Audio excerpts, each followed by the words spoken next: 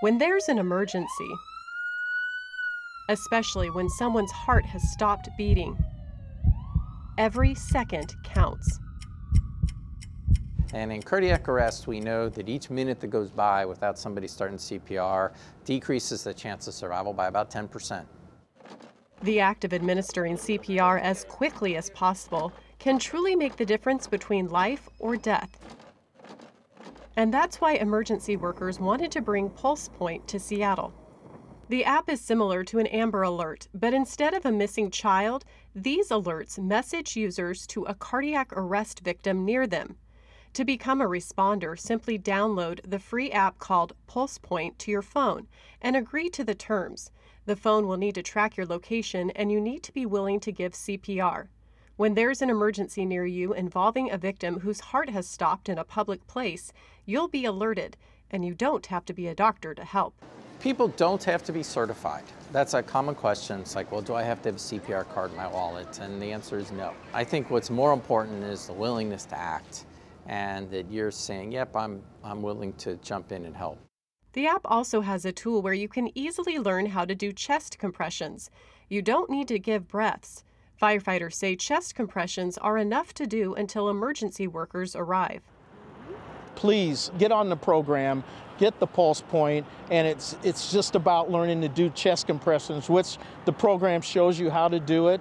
You can be taught this in 30 seconds, the time it takes to learn how to do compressions, and that's the most vital part of CPR is getting the blood circulation and keeping that going. Fire and medical and the address of the problem. The average response time for an emergency crew in Seattle is 4.5 minutes. But the goal of PulsePoint is to alert a community member that is maybe only a minute or two away, since starting CPR sooner is key to saving more lives.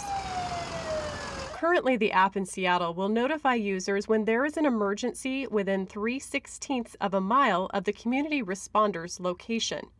But that might change as emergency workers fine-tune what makes the most sense for the different geographic areas of Seattle.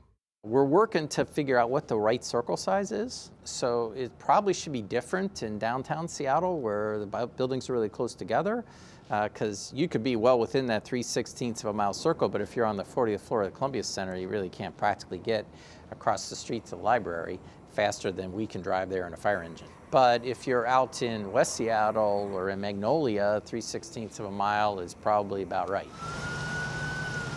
The Medic One Foundation was instrumental in bringing PulsePoint to the Seattle area. They were able to do it thanks to a grant from Boeing. And we felt it was an important program to bring to our region.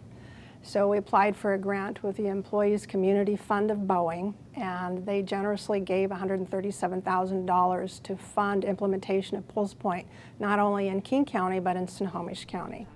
PulsePoint formally launched in Seattle in June of 2016 and has already saved at least 2 lives. The Seattle Fire Department was the first in King County to launch the app.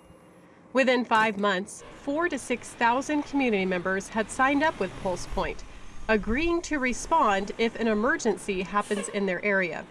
The ultimate goal, though, is to increase that number to 15,000, so more people can help to save more lives. We think it's very vital. It's nice to get the community engaged and involved. And if we can get on the scene and have somebody that's doing good CPR, they're confident, they want to be there doing it, that helps us. We encourage everyone to download the app and be ready to respond when you get that alert, because it's very likely that you will be the first one there before the firefighters or first responders, and you will be able to help save that person's life. So we encourage everyone to please download the app and opt in to become a citizen responder.